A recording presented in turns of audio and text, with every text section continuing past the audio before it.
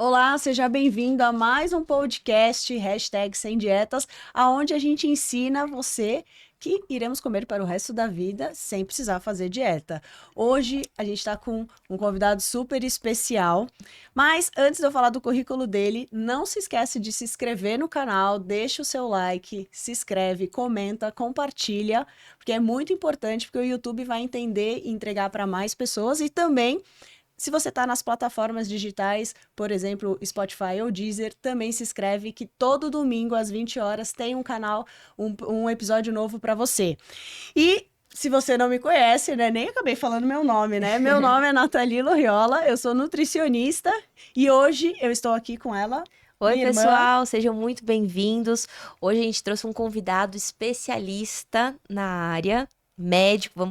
Vamos já falar um pouquinho do currículo dele para desmistificar a doença mais falada, que é a doença do Faustão. Vamos falar também um pouquinho sobre aspectos nutricionais da conduta, né? Porque não é só o cardiologista que vai ter um impacto nisso, mas também o nutricionista cuidando aí do aporte nutricional, se vai precisar de suplemento, se não vai. E para quem não me conhece, meu nome é Adriana Loyola, também sou nutricionista, e aqui no nosso canal você vai aprender um pouquinho sobre nutrição comportamental, sobre a importância de entender sobre o padrão alimentar, não só fazer dietas específicas. Lógico que hoje a gente vai falar sobre uma conduta, porque a condição física do Faustão, no caso, está debilitada, então para isso existe a dieta específica, mas aqui a gente fala bastante sobre padrão alimentar saudável. E apresente o doutor. Vou apresentar. Hoje a gente está. Olha o currículo dele. Primeiramente, doutor Daniel, muito obrigado por você ter aceitado. Ele é presidente do IMEN, que é o Instituto de Metabologia e Nutrição, é isso? É metabolismo e nutrição. Metabolismo e Nutrição. Ele é cardiologista do HCOR, nutrólogo, e ele é CEO da Oráculo, que é uma empresa de comunicação para Uma agência para de profissionais comunicação. da saúde, né? Muito legal. Então, muito obrigado. Seja muito bem-vindo ao nosso podcast. Obrigado por ter aceito aí o nosso convite de estar aqui com a gente, porque eu sei que a agenda dele é super corrida para estar aqui. Muito obrigado, viu? Obrigado, é um prazer estar com vocês, as irmãs Loyola. Isso! Vamos discutir alimentação saudável, cardiologia, vamos discutir. Está aberto, vamos discutir o que a gente quiser. Se eu puder conversar alguma coisa, mas eu estou com duas nutricionistas muito renomadas, então pouca coisa eu terei para acrescentar. Imagina, a gente que vai aprender muito, acho que vai ser uma troca muito legal. E para a gente começar pelo começo, né, que a gente adora saber a história das pessoas, queria que você contasse um pouquinho como que foi essa decisão de se tornar médico, né? Porque a gente sabe que é uma profissão que exige renúncia, que exige muito estudo. Como que você foi parar nesse meio médico? Fiz vestibular e passei. Isso é ótimo, isso é importante. Eu sou de São Paulo, estava aqui no Arquidiocesano, fiz vestibular e passei na Unicamp, eu fiz faculdade de medicina lá. Que legal. E vim fazer residência em cardiologia em São Paulo. Uhum. E fui ficando pelo HCOR, né? Estou até hoje lá, meu consultório é no HCOR, né? Mas alguém tinha que se cuidar da nutrição, aquela nutrição do paciente grave, enteral e parenteral. Estou falando isso para vocês há uns 35 anos atrás. E eu comecei a me dedicar também à nutrição enteral, parenteral. O mundo estava crescendo muito em termos de nutrição, nós chamamos de terapia nutricional. Fomos criando os grupos, aí passamos para a nutrição especializada e hoje eu coordeno a área de nutrição e terapia nutricional do Hospital do Coração, do Dante Pazzanese, do Hospital São Camilo Santana, São Camilo Pompeia, São Camilo Ipiranga, do Hospital São Luís Morumbi, do Hospital Jabaquara, do Hospital Sino, do Hospital SAMP. Então é um grupo grande do Instituto Metabolismo e Nutrição. Nós somos em 28 nutrólogos, né? Sexta-feira foi o dia do nutrólogo. Verdade. Parabéns pela casada. Dia 15 foi o dia do nutrólogo, né? E estamos aí o nosso grupo tem mais ou menos uns 300 pacientes por dia nesses todos os hospitais, fazendo nutrição enteral, nutrição parenteral e atuando no paciente mais grave por meio da suplementação. Isso é bem legal, porque às vezes hoje o nutrólogo cresceu muito, né, no meio médico.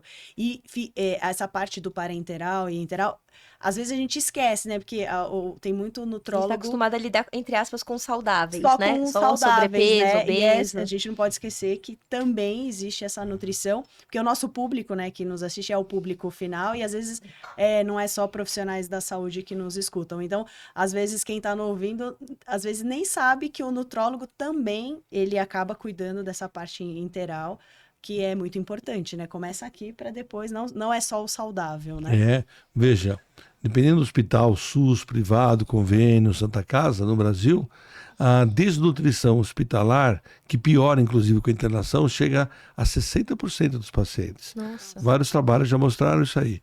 Então, a nutricionista, na sua ação no hospital, junto com o enfermeiro, junto com o nutrólogo, pode mudar a história de vida daquele paciente, reduzir morbidade, mortalidade, tempo de internação, fazendo a terapia mais adequada em termos de suplementação e desencadeando processos onde se identifica a necessidade, o tipo de nutriente, o tipo de terapia, enteral, parenteral, gastrostomia ou via oral, e mudar a história do paciente. Isso é muito legal, né? Não, e faz total diferença, né? Não tem jeito.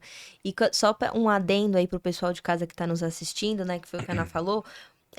A nutrição parenteral é aquela. Nutrição parenteral e enteral é a da bolsinha.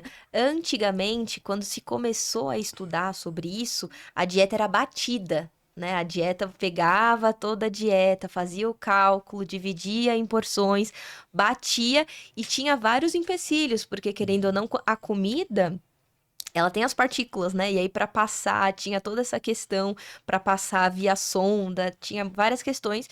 E hoje esse tipo de nutrição, ela avançou muito. Hoje em dia existem várias marcas de indústria forte que garantem a segurança alimentar desse protocolo que vai ser entregue ali para o paciente, porque querendo ou não, a gente sabe que o paciente está ali num super ambiente de risco, que é o ambiente hospitalar. Então, garantir essa segurança alimentar faz total sentido. E aí tem vários tipos, né, pessoal? Tem as de densidade calórica, tem as mais hiperproteicas, que a gente chama, hipoproteica, hipogordurosa, hipergordurosa. Então, tudo vai depender muito do protocolo que o paciente vai seguir, né? Isso é muito Eu importante. falei que eu ia ter uma aula hoje, tá vendo? Ela já resolveu. Posso ir embora já? Não, imagina, jamais. você é super importante aqui. E, doutor, aproveitar. O que mais, eu falo que a cardiologia, assim, ela ficou em muita evidência, né, por causa aí da doença do Faustão, que era uma insuficiência cardíaca, né, e só que a gente tem que entender que doenças cardíacas é uma coisa super preocupante e não é só porque deu destaque por causa de ser uma pessoa pública, mas é uma coisa que se vê muito, né, e que pode chegar aí a óbito. E eu queria que você falasse um pouquinho dessa insuficiência cardíaca que o Faustão teve, que até teve um caso aí do transplante. A gente vai chegar nessa polêmica aí do transplante. Mas falasse, existe como a gente prevenir ou não? A gente vai, você é congênito, você já nasceu assim? Você pode contar um pouquinho? Lógico que eu posso fazer uma propaganda. Pode. Claro. O nosso grupo tem 3 livros nessa área. Um é olha. Nutrição na Insuficiência Cardíaca. Que legal. O outro é Envelhecimento, Nutrição e Sarcopenia. Que também está junto, né? A gente pode até discutir sarcopenia. É aquela perda de massa magra que a pessoa tem ao longo da vida, vai piorando na terceira idade, mas também tem na insuficiência cardíaca. E o outro é terapia nutricional na terceira idade. A terapia nutricional nos casos de insuficiência cardíaca do Faustão, que é decorrente de uma série de fatores metabólicos da própria doença, ela tem que ser combatida e uma das ferramentas mais importantes é a nutrição. Vamos pensar o seguinte, quem tem insuficiência cardíaca tem a falha do músculo do coração. Mas isso aí não é simples, isso aí leva ao cansaço, à falta de ar, leva a uma má alimentação. Então, o nutricionista, o nutrólogo e a equipe de saúde precisa oferecer a esse paciente com insuficiência cardíaca, no caso do pré-transplante muito grave, oferecer nutrientes de melhor absorção, nutrientes mais facilmente absorvidos, nutrientes altamente qualificados. Vamos dar um exemplo. Oferecer café com leite é diferente de oferecer um suplemento de proteína com gosto de café com leite. Porque o café com leite é uma xícara de leite com um pouquinho de café. Tem um valor nutricional muito baixo. Socialmente faz parte da nossa história. Mas o suplemento com gosto de café com leite vai ter em torno de 250 ml, umas 15, 20, 25 gramas de proteína. O café com leite vai ter 2 ou 3. Então, na hora que você dá um suplemento que no visual parece café com leite, você está dando um suplemento onde você está oferecendo um aporte de 25 gramas. E aí a base do princípio, otimizar, no caso da insuficiência cardíaca, né? Otimizar num volume pequeno o maior aporte de nutrientes que seriam proteínas rapidamente absorvidos. E quando se fala de proteína rapidamente absorvido, nós falamos dos pedaços de proteína, que são os peptídeos, e falamos também dos aminoácidos que compõem a proteína. Falamos também em gorduras que são necessárias, mas gorduras boas, quer dizer, gorduras monoinsaturadas, não é gordura saturada. Falamos também de vários minerais que são necessários, cálcio, magnésio, potássio, zinco, selênio. E falamos também do ponto de vista das vitaminas e dos carboidratos, que são necessários. Apesar de todo mundo achar que carboidrato é um vilão, nós precisamos de metade das nossas calorias de carboidrato. E no paciente com insuficiência cardíaca, carboidratos complexos, não os simples, que levam a fornecimento de calorias adequadas, não dando picos de absorção, fornecendo durante o dia. Então, a nutrição no pré-transplante, a nutrição na insuficiência cardíaca, e mais importante, a nutrição na insuficiência cardíaca grave, tem que ser muito bem visto, e o profissional de nutrição é a melhor profissional que pode ajudar esse paciente. Lógico, nós temos também a terapia farmacológica, nós temos a fisioterapia, mas se você não der uma nutrição nesse paciente, você não vai conseguir oferecer o medicamento. E se você não der uma nutrição adequada, não adianta fazer fisioterapia que ele não vai ganhar massa magra. Mas isso daí vocês já estão careca de saber, gente. Vocês que acompanham a gente de casa, que não adianta consumir proteína, whey, o suplemento mais top que você quiser tomar. Se não tiver o estímulo físico, não ganha massa muscular. Essa daí vocês já sabiam. Com certeza. Nossa, levei um susto agora. Achei que ela estava fazendo assédio comigo. Careca. Careca de saber. Eu falei, nossa, vai me chamar de careca. Eu pedi para botar como chama? Uma máscara aqui de cabelo, filtro, mas aqui não tem tecnologia para isso. Ainda não então, chegou a inteligência artificial, né? Ela ia falar de mim, mas não é de mim, é do conhecimento. Com certeza. E também não adianta, se você não tiver, ter o melhor whey e não ter uma boa absorção, né? Porque a gente até tava, um podcast, a gente gravou falando um pouquinho sobre a bariátrica, que existe ali baixa absorção dos micronutrientes, que é muito importante e a gente acaba negligenciando, né? Outro ponto importante é que esse paciente precisa do apoio, do aporte de fibras. Existe a fibra solúvel, a fibra insolúvel, e se você não tiver um bom aporte de fibra que vai nutrir as bactérias intestinais, elas vão melhorar a absorção dos alimentos. Então, um suplemento de fibra é muito importante no paciente com insuficiência cardíaca. E um suplemento que tenha balanceamento de fibras solúveis, insolúveis, às vezes até algum tipo de mineral a mais ou não, né? Não, com certeza. Com certeza. É o que a gente fala aqui. Você não é o que você come, você é o que você absorve. Exatamente. Então não adianta. Eu tô vendo aqui em cima da mesa um suplemento bom, né? Um blend de fibra. Sim, esse daqui, na verdade... Acho que eu vou ganhar uns amostras dele. Vai. Esse pode ser bom, olha só que interessante. Olha, o dele, gente, nem tava combinado nada disso, hein? E esse aqui não tem açúcar, não tem glúten. Nada. Não, ele, na verdade, é uma mistura com psyllium. Fomos nós que micropartículas. Ah, é? Aham. Eu pensei que fosse sobra de algum mexão. Não, nós que desenvolvemos, por que a gente desenvolveu esse blend? Exatamente por a gente ver no consultório uma necessidade de um consumo muito baixo de fibras, né? Então, a Organização Mundial da Saúde pede para se consumir de 15 a 30 gramas de fibra, e a gente vê que as pessoas não consumiam as fibras pré-bióticas, né? Então, a gente desenvolveu colocando foz, inulina e psyllium, porém a gente queria o psyllium de microcápsula para que ele não virasse uma gosma, né?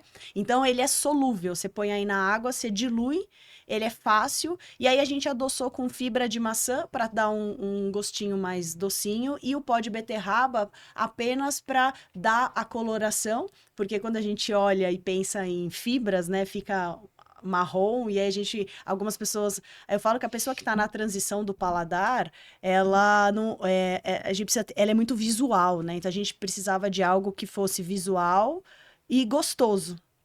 Que legal, tem 7 gramas de fibra, Isso. não tem gordura saturada, que é aquela relacionada à doença cardiovascular, tem baixo carboidrato, tem proteínas muito pouco, mas esse aqui é um suplemento de fibra, Fibras, né? Isso. E tem sabor bom, né? Aham, Sim, de você vai morango. ganhar um de presente. Só? Não, para você experimentar, e depois a gente manda para o consultório outras amostras para legal. você. Obrigado. Que aqui todo convidado nosso que vem ao podcast, a gente sempre incentiva o consumo de fibras, né? E aí você acabou tocando no assunto de fibras, e a gente bate muito essa tecla, né? Falando que o quanto é importante, não só para a insuficiência cardíaca, mas também melhora a diabetes, melhora o colesterol. A fibra, ela faz um papel muito importante, que melhora as bactérias boas, né? E diminui, eu falo, ela é o alimento das bactérias boas, e com isso, se a gente tem um intestino bom, funcionando, tudo vai melhorar, né? Ela melhora a desbiose intestinal. Sim. E ela produz, quando você metaboliza com as bactérias boas as fibras solúveis, você produz ácido graxo de cadeia curta, que é nutriente da célula intestinal. Exatamente. Melhora a barreira, melhora a absorção, né? Mas o importante aqui também, ó, shelf life, tem o tempo de prateleira de 2 anos. É muito Exato. bom. Que a gente não estraga logo em casa. Né? Exatamente. Com certeza. Que a ideia é que a pessoa consuma, não é Não. para ficar esperando 2 anos, né? E eu fiquei com uma dúvida. Quando a gente fala da insuficiência cardíaca, como que ela acontece? A insuficiência cardíaca é uma perda da função contrátil do coração. Uhum. É multivariada a origem. Desde o infarto para levar para a insuficiência cardíaca, uma cardiopatia congênita tem insuficiência cardíaca, uma doença da válvula, por exemplo, leva à insuficiência cardíaca, que é a troca do músculo por fibras. E aí tem vários graus. E você faz diagnóstico por ressonância, por ecocardiograma, pelo quadro clínico, quer dizer, tem falta de ar ao pequeno, médio ou grande esforço. Quanto mais rápido é a falta de ar, pior está sendo o músculo cardíaco. Então, para chegar no transplante, a pessoa às vezes não se trata bem. Ou então tem uma exacerbação da agressão, né? Numa infecção, numa cardite, né? E rapidamente acontece isso. Mas é uma síndrome, não é uma doença, é uma síndrome que engloba uma lesão no músculo cardíaco por várias origens. Perfeitamente, perfeitamente. E um ponto importante que ele comentou, gente, é em relação à gordura saturada, né?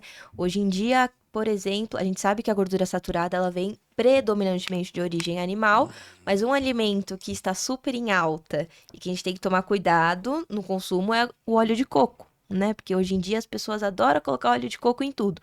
E o óleo de coco, ele é um tipo de gordura saturada. E a gordura saturada, a gente sabe que é uma gordura que a gente chama de pró-inflamatória. Então, além de toda essa questão em relação à insuficiência cardíaca e também a outras doenças, é importante que a gente modere aí o consumo de gordura saturada. Não é à toa que a gente fala muito.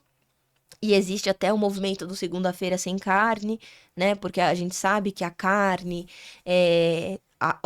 não, isso eu falei até no meu Instagram esses dias, que quando a gente pensa proteína, às vezes a gente só fala assim, frango tem proteína, mas os cortes do frango, os cortes da carne, vai variar o percentual de gordura em cada um deles. Então, o filé de frango, por exemplo, a gente sabe que é uma gordura magra, né? A sobrecoxa, por mais que seja ambos frango, a sobrecoxa tem a pele tem mais gordura, e aí acaba tendo gordura saturada. Então, atenção, moderação E para carne vermelha é a no mesma consumo coisa, né? de gordura E saturada. aí a gente entra num outro ponto que é a preparação, né? Que também interfere muito, né? A gente brinca que não é o azeite na carne, né? É um fiozinho de azeite. Eu brinco muito do café, que as pessoas falam, eu tomo café com açúcar. Eu falo, você toma açúcar com café ou café com açúcar?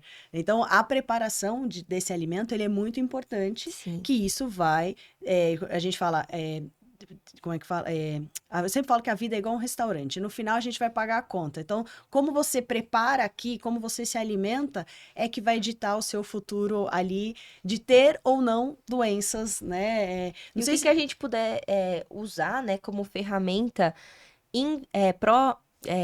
pró-inflamatória, não, desculpa.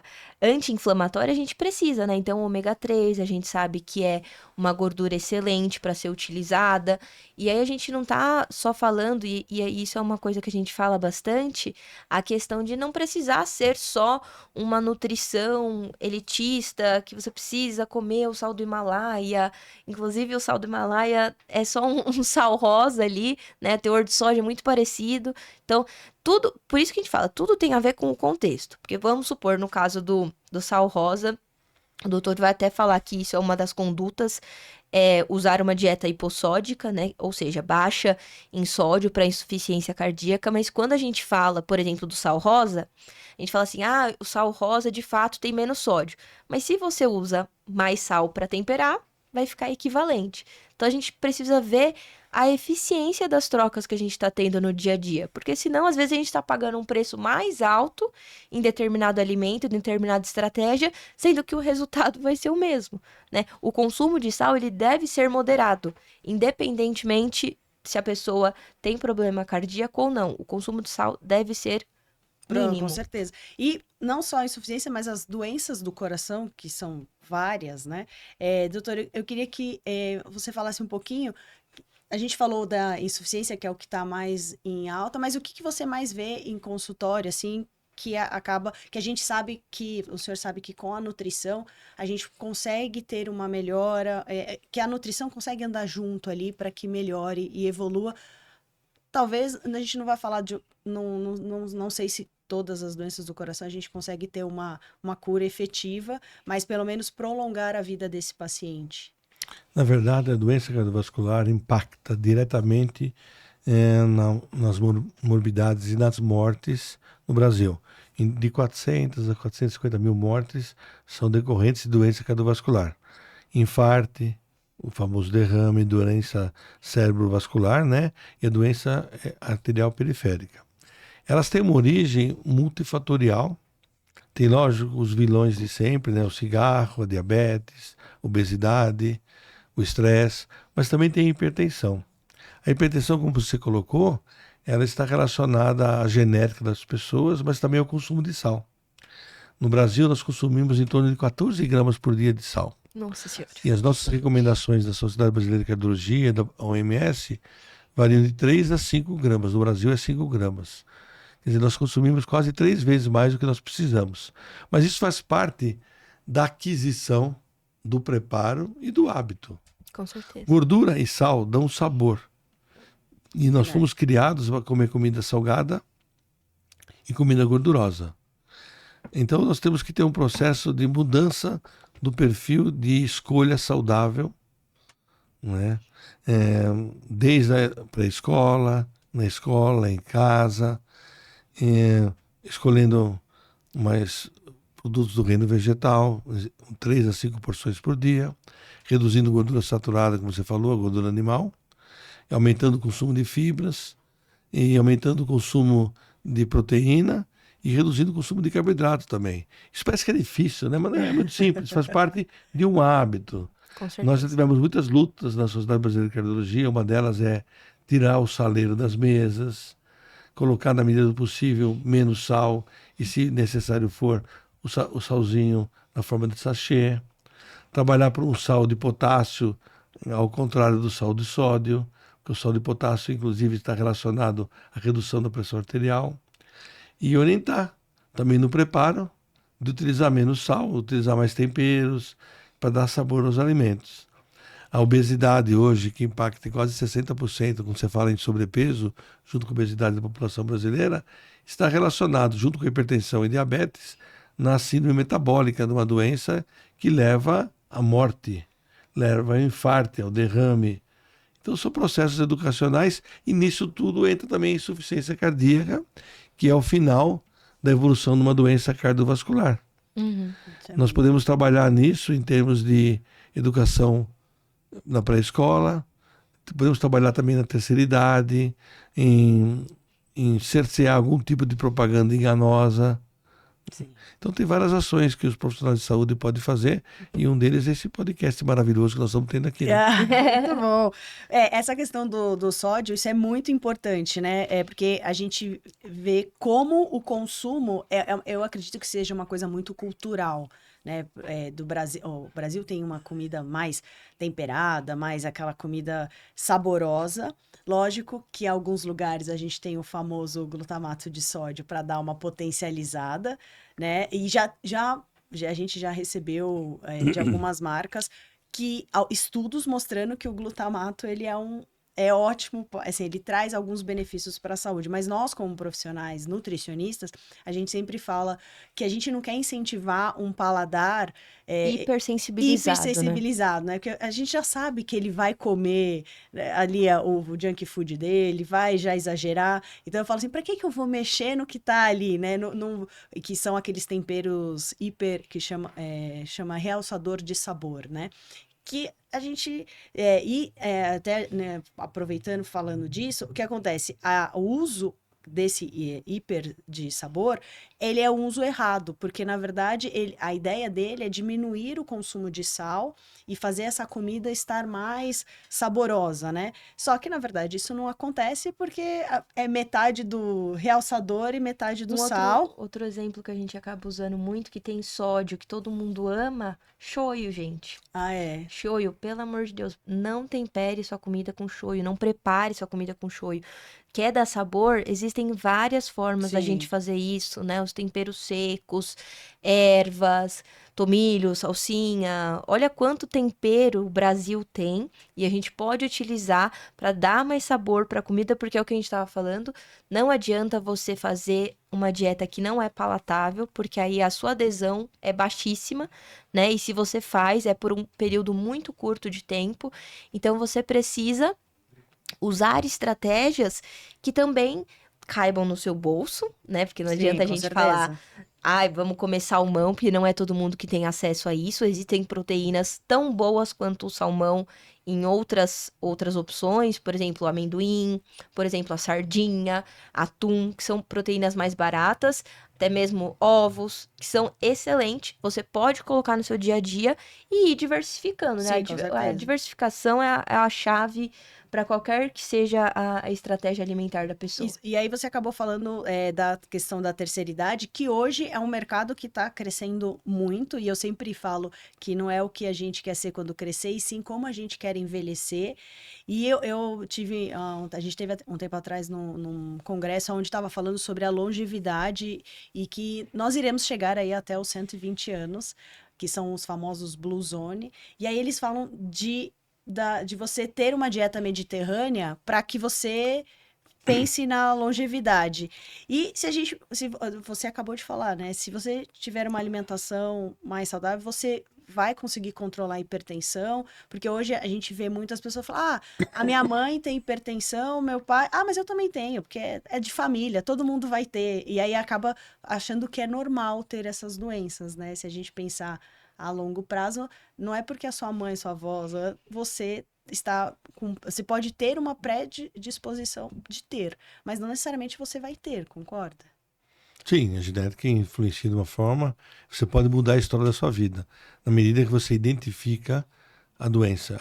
A coisa que eu faço no consultório, meu consultório, obrigatoriamente, a pessoa que passa comigo tem que passar com uma nutricionista. Que Tem legal. incluído no valor da consulta. Se não quiser, eu faço a sensação de que ele perdeu alguma coisa. Que Sempre a legal. pessoa gosta de um brindezinho, né?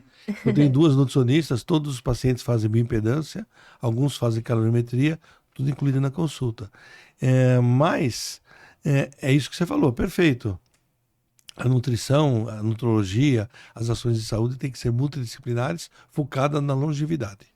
Então, quando a gente envelhece, a tendência é que a gente perca água e músculo. E aí pensa comigo, junta a perda de massa muscular com a inatividade física. Olha aí a receita para você perder massa muscular. Então, é muito importante que a gente faça alguns cuidados para a gente envelhecer com saúde. Porque a questão não é só envelhecer, É envelhecer com saúde. Como que a gente pode fazer isso? Aumentando o consumo de fibras, fracionando as refeições, né? Porque, querendo ou não, uma das queixas que muita gente fala é refluxo, né? Hoje em dia as pessoas têm muito problema de refluxo, gastrite, e o refluxo ele está muito associado com o estilo de vida. E quando você come grandes volumes e principalmente vai deitar ou até mesmo grandes volumes de comida, faz com que esse refluxo piore. Então é importante ter o fracionamento até mesmo para a pessoa ficar mais tempo saciada, sentir mais bem-estar, né, ao longo do Não, dia. com certeza. E a gente podia aproveitar, né, que a gente falou da insuficiência, doenças do coração é muito importante, né? Todo o meu paciente, quando chega, eu falo, ó, você fez os exames? Quando foi a última vez que você foi no médico? Negligenciar a saúde, as pessoas só vou no médico quando eu tô doente. Não, esse check-up, ele Esse cuidado tem preventivo, né? a gente fala que tem que ter a prevenção, né? A gente não tem que esperar só na hora que a gente tá. Por exemplo, teve um infarto. Mas O corpo já veio dando sinais há um tempo. exatamente. E eu falo isso porque ó, a gente tem, o nosso pai, ele teve um AVC e, na verdade, a gente fala, ó, o estilo de vida ele já mostrava, né? A gente não era nutricionista ainda, né? Mas o corpo já foi falando, olha aqui, olha, e aí ia falar, não, depois eu vou, depois aí até quando você tem o sintoma, não, agora que eu vou procurar. Eu acho que de uns tempos para cá as pessoas, elas têm se preocupado um pouco mais, né, que precisa ir ao médico, e você como no seu consultório, ainda a gente faz essa educação dizendo, ó, o cardiologista é importante, não é só quando você tá morrendo lá que você tem que ir. Eu atendo vários tipos de paciente, né? Eu atendo em cardiologia e nutrologia.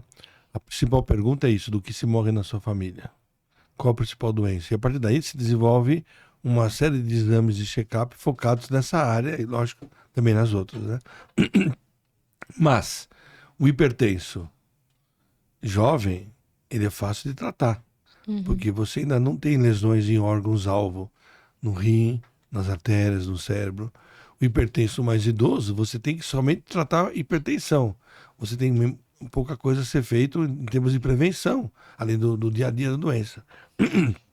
Então, como vocês falaram, nutrição adequada, você sabe melhor do que todo mundo, reduzir sal e fazer atividade física.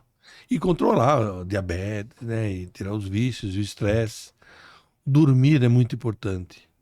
Às vezes a gente relega um segundo plano no consultório a pergunta sobre como se dorme. E dormir bem não é dormir horas, é dormir bem. É verdade. Não é dar um calmante pro cara capotar e dormir mal. Então eu preciso entender um paciente como um todo. Muito bom. É verdade. E o Dormir, sono, e dormir é muito negligenciado pelas pessoas, ainda mais com essa hiperprodutividade que as pessoas precisam ter, metas, tudo, acha que sono é luxo. E na verdade, não. Durante o sono, a gente sabe que existe evidência científica falando que uma única noite mal dormida já é capaz de alterar totalmente a grelina e a leptina, que são os hormônios de fome e saciedade, e esse indivíduo acaba já comendo mais em uma noite mal dormida. Imagina num histórico de noites mal dormida. Fora a questão da regulação de reposição de massa muscular. Então, o sono, gente, não é só o dormir. Tem muita regulação hormonal. E outra coisa importante, de dica importante. Às vezes, pode reparar isso, quando você come uma comida muito pesada, uma pizza, por exemplo, se isso é exceção, tudo bem. Mas se isso faz parte do seu dia a dia, da sua rotina, você pode ver que às vezes você acorda no outro dia parecendo que você foi atropelado. Por que que isso acontece? Porque em vez do seu corpo utilizar ali o processo de sono para reparação, ele usou esse sono para digestão. E aí você acaba acordando o outro dia péssimo. Não, e né? é importante a gente pensar que o sono é muito importante e não ficar usando, né, que você falou, toma um calmante e vai dormir, que acabou meio, né, eu não posso dizer cultural, mas assim, normal. A gente tá remando contra a maré, se Deus quiser. A gente tá, é normal, eu vou tomar uma melatonina porque eu vou conseguir dormir. Se eu não tomo, se eu não tomar, por exemplo, sei lá, qualquer outro medicamento, eu não consigo dormir. E isso eu gosto muito da fitoterapia, então eu sempre falo pro meu paciente, você já tentou antes, logo assim, terminou de jantar, espera uma horinha tomar uma camomila com uma erva doce? Lógico, não é você tomar agora que você já vai dormir, mas você fazer isso de novo e de novo, para não ficar dependente de sempre estar utilizando ou drogas, né, para poder dormir. Não, porque eu preciso para eu apagar. E porque amanhã é outro dia. E, na verdade, não é assim que... esse não é o... acaba sendo um dano para nossa saúde, não é? Ainda mais agora que liberou, nutricionista pode prescrever melatonina. O doutor acabou de falar para mim que não adianta nada, viu, gente? Ó, migas, nutri, esses 2 gramas que a gente não serve para nada. Ele falou, vai nem cócegas. Então, ó, e hoje na farmácia você compra a melatonina como suplemento e grandes indústrias farmacêuticas hoje vendem ali numa dosagem menor, porque, lógico, tem os estudos provando que ela é benéfica, mas concorda que não dá para ser uma muleta, né? Uma muleta. Não adianta tomar 2 litros de café e querer tomar melatonina para dormir bem. A gente precisa olhar o contexto todo da pessoa, exatamente, né? Que é o que ele falou bastante. Então, melatonina não adianta, é isso? Não existe nem consenso como tomar. Tem alguns trabalhos que falam que tem que tomar quando você vai para a cama, no escurinho. Outros que você toma quando estiver indo para a cama. E outros que você toma algumas horas antes. Não existe consenso com relação a isso. Então, a gente começa a ver, depois de alguns tempos de vida, de que muitas verdades são transitórias. Verdade. E a gente defende uma série de coisas, como eu já defendi muito, por exemplo, o ômega 3 na prevenção da doença cardiovascular, e agora a gente sabe que não serve para nada. Não está nem mais nas diretrizes. Então, o EPA, ômega 3 dividido em EPA e DHA. O EPA, que teria uma relação para prevenção de doença cardiovascular, hoje sabe que não tem nada, ele só baixa um pouquinho o triglicérides, e abaixando o triglicérides daria um aumento na facilidade de não formar coágulos. Mas precisa tomar um balde de ômega 3 por dia para ter esse efeito. Existe também ainda o ômega 3 chamado DHA, que se usa na demência, no aumento do tempo de gestação de 2 ou 3 dias, que faz a criança crescer um pouquinho mais. Mas as verdades são transitórias.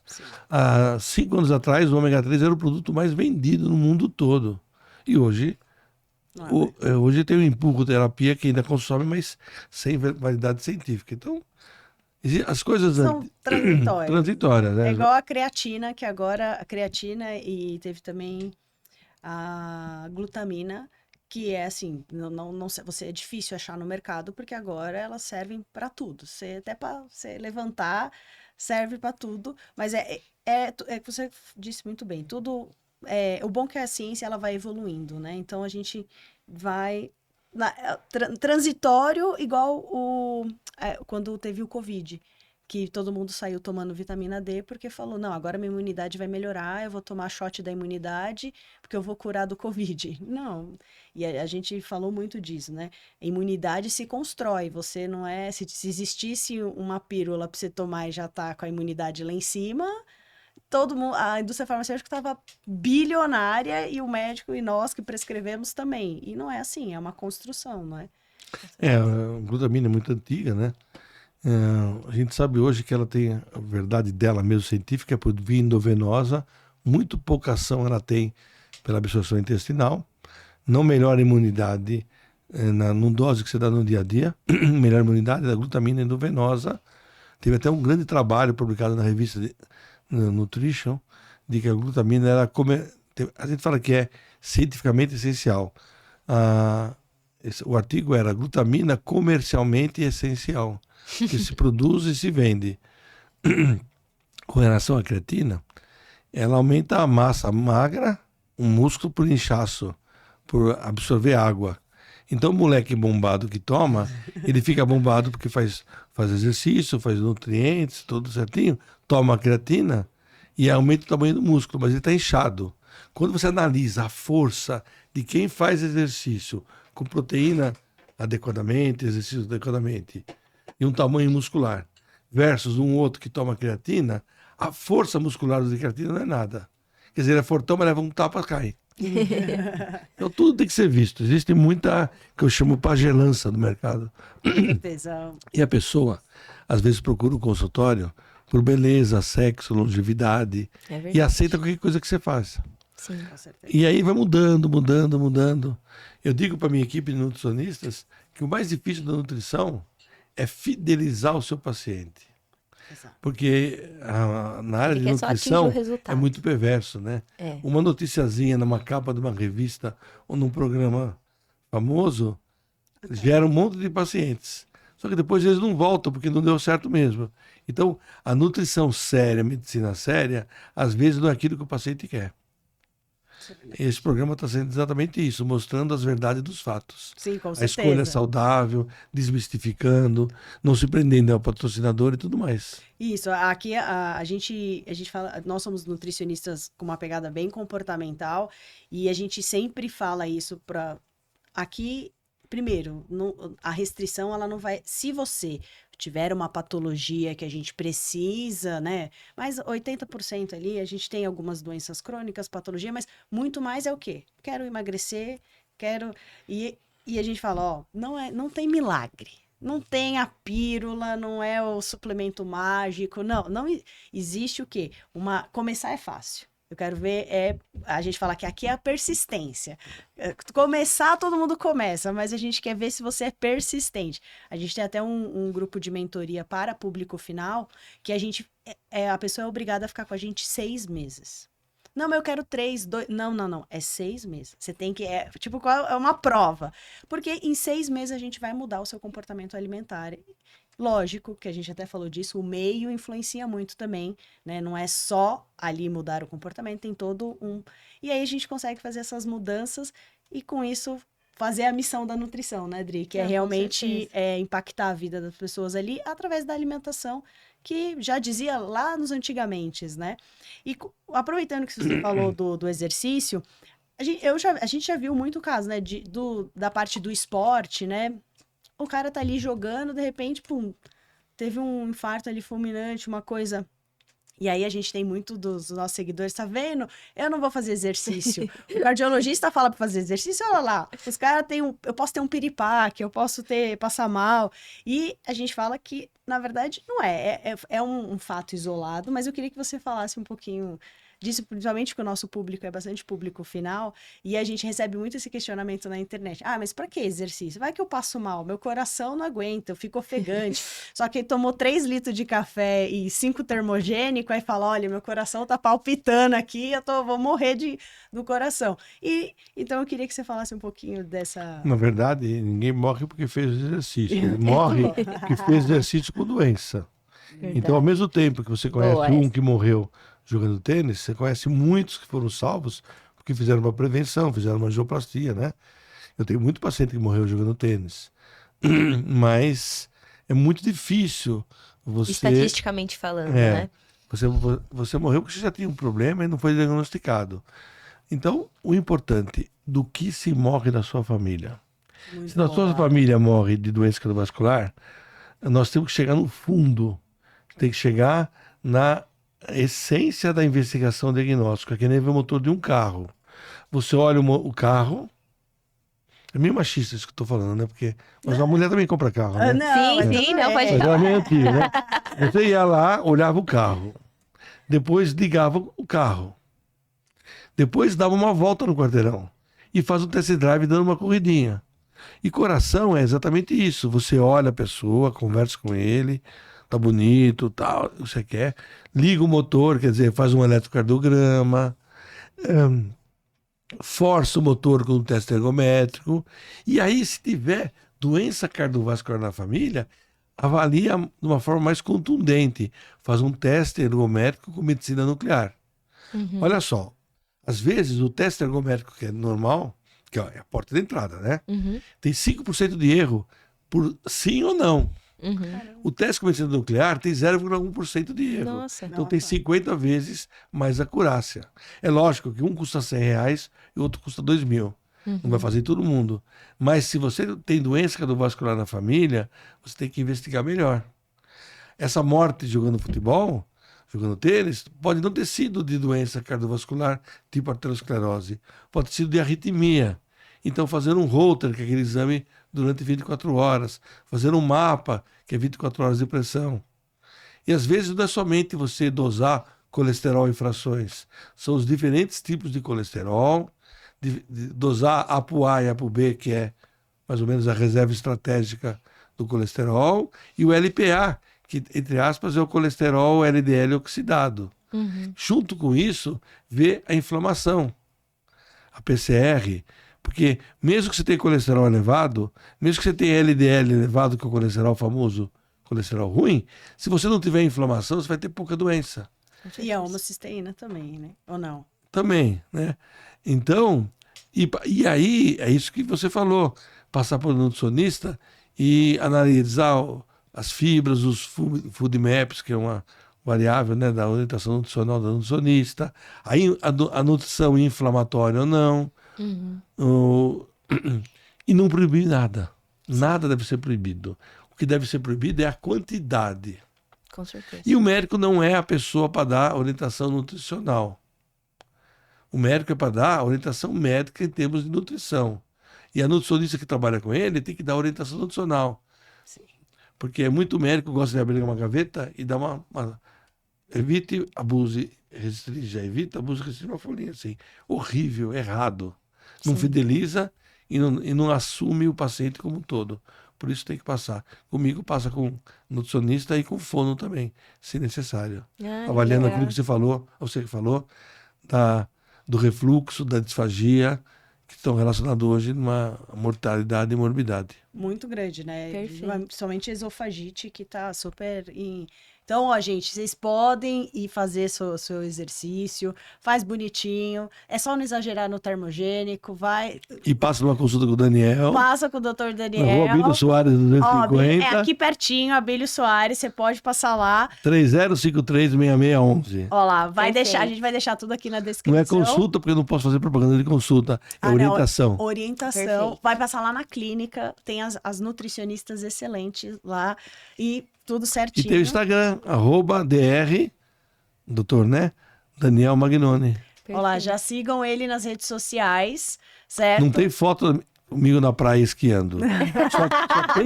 Só tem texto Conteúdo, científico. Só é. tem conteúdo. Nem sabem. Aproveite, olha, minha cara é essa. Porque lá no Instagram vocês nunca vão saber. Show. Muito bom. E só aproveitar pra gente, nosso podcast já chegando aí, eu queria que você falasse um pouquinho sobre essa polêmica aí do transplante do Faustão, que no sentido, falei do Faustão, mas é o transplante de coração, né?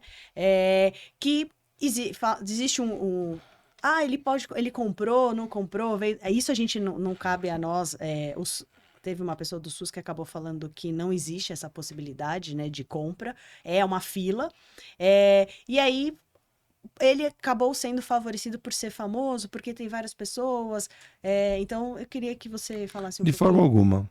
Tem aquela música do Raul Seixas, eu nasci há 100 mil anos atrás, eu já coordenei a procura de órgãos, há muito tempo atrás, sabe? Uns 30 anos atrás, do Hospital do Coração. Cada hospital tinha o seu procurador de órgãos.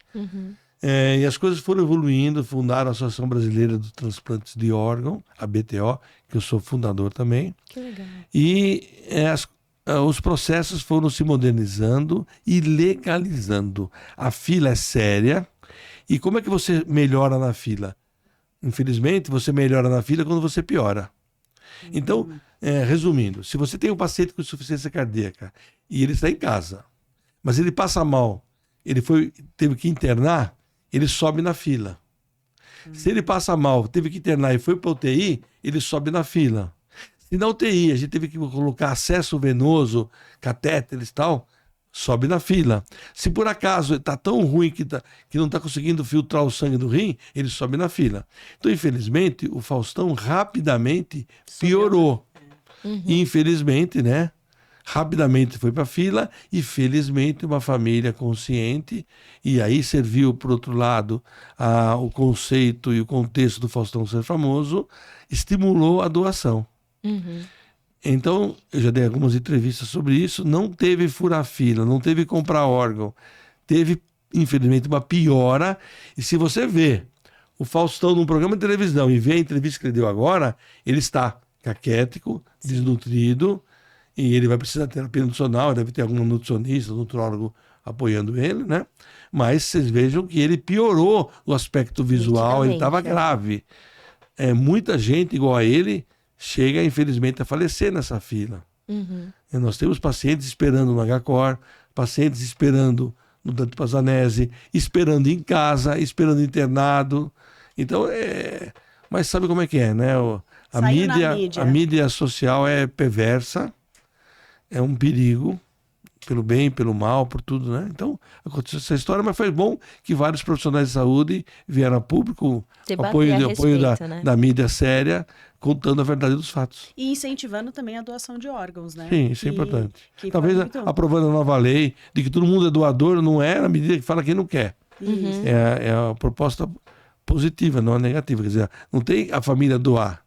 Ele quer dizer que ele não quer doar. Natural, Isso. Que é bom que você acaba impactando outras vidas e salvando vidas aí, né? Isso é muito legal. Tá vendo? Muito bom, super desmistificado. Você nem sabia que eu trabalhava em procura de órgãos. Eu também não. Mas eu era cabeludo naquela época. Até por isso.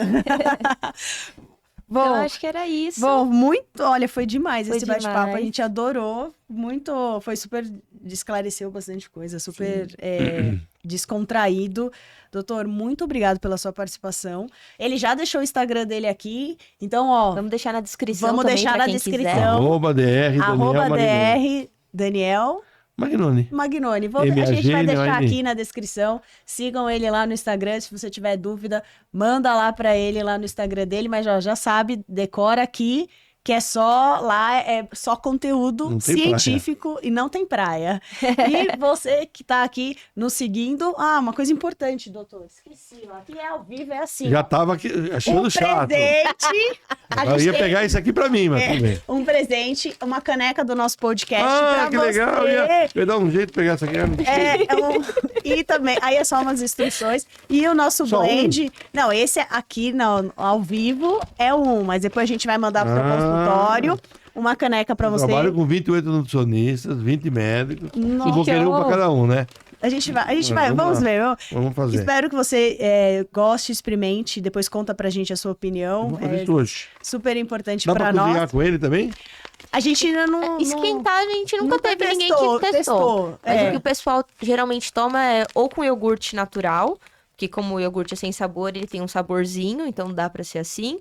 Ou em shake, suco, ou só com água também dá certo. Isso. Obrigado, adorei. Então, e você que tá nos ouvindo aí, se inscreve no canal, não se esqueça, e compartilha. E não esquece de nos seguir nas redes sociais. Eu sou Nathalie Loyola, procura lá no Instagram ou em todas as redes sociais. O meu é Loyola com Y.Adriana, e lá a gente vai ensinar como que é ter esse estilo de vida na prática. Certo, gente? Muito obrigada pela participação de vocês. Ficou com dúvida? Manda aqui embaixo nos comentários que a gente vai respondendo. Acompanhe o doutor e a gente espera vocês no próximo episódio. Até mais. Tchau. Tchau.